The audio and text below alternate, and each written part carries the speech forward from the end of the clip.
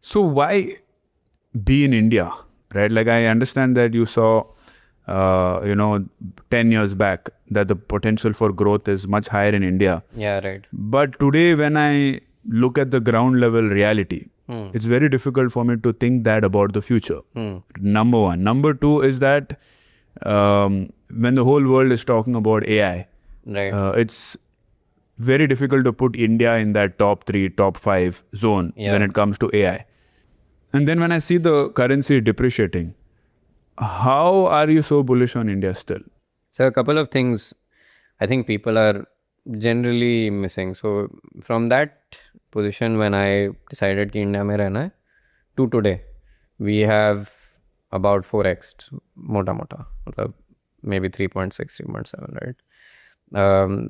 I don't think there's going to be anything that stops us to 2x or 3x from here to get to a 10 trillion in some time frame, maybe 15 years or whatever. I mean, there's a government obviously has a more aggressive time frame, but ये हो जाएगा. Now 10 trillion होने के लिए. 10 trillion होने के लिए. I mean, so there's that Lindy's law, I think, which is that Lindy's law, or one of the laws. I cannot remember which one it is, but the law that says that जो हो रहा है होता रहेगा. So India has a wheel that is turning, and it will keep turning. So currency depreciation, AI. So let's start with AI.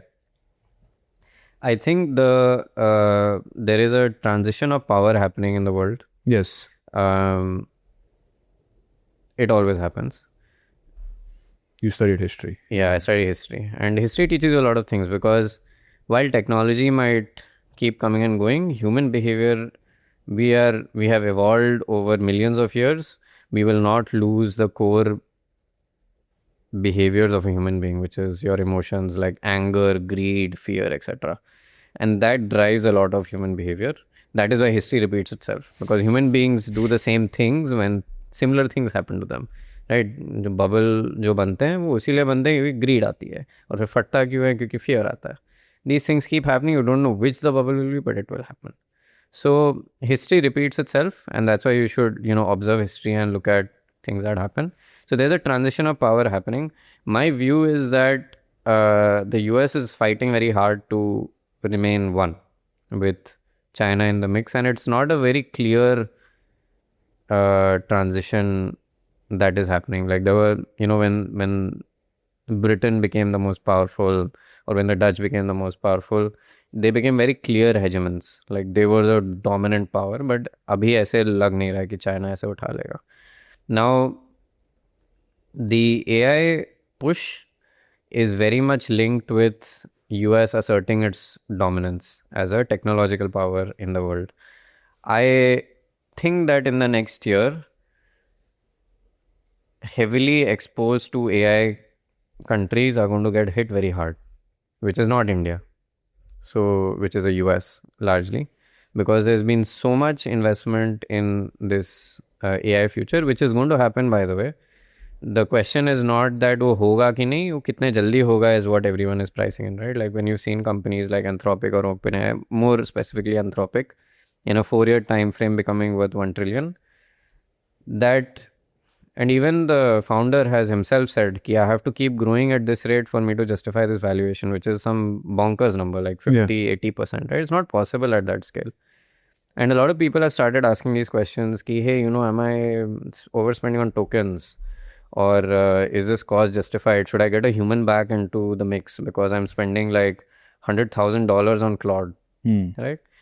And these questions have started coming. This is the early signs of that.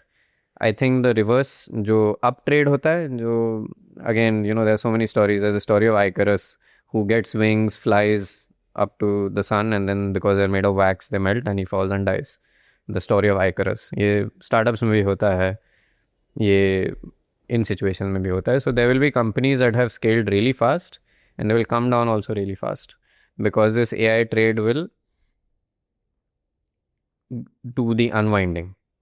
Now, because India is not exposed right now on the positive side, it will also not be exposed on the negative side. I feel that humans will become cool again is going to happen in the next year. And India is very well structured to be a services country. Like, we are very proficient with English. We are engineering technically sound, and we know how to deliver stuff. And we'll find ourselves in a good place.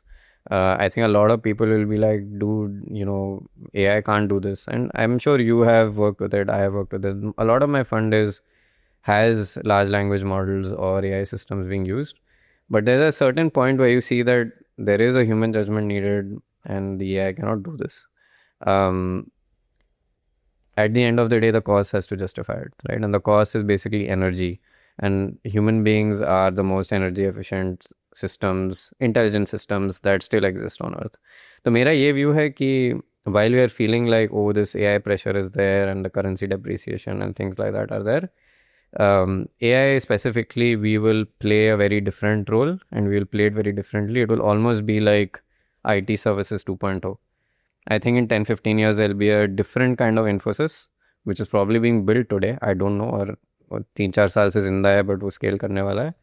That will be very large in the next 15-20 years.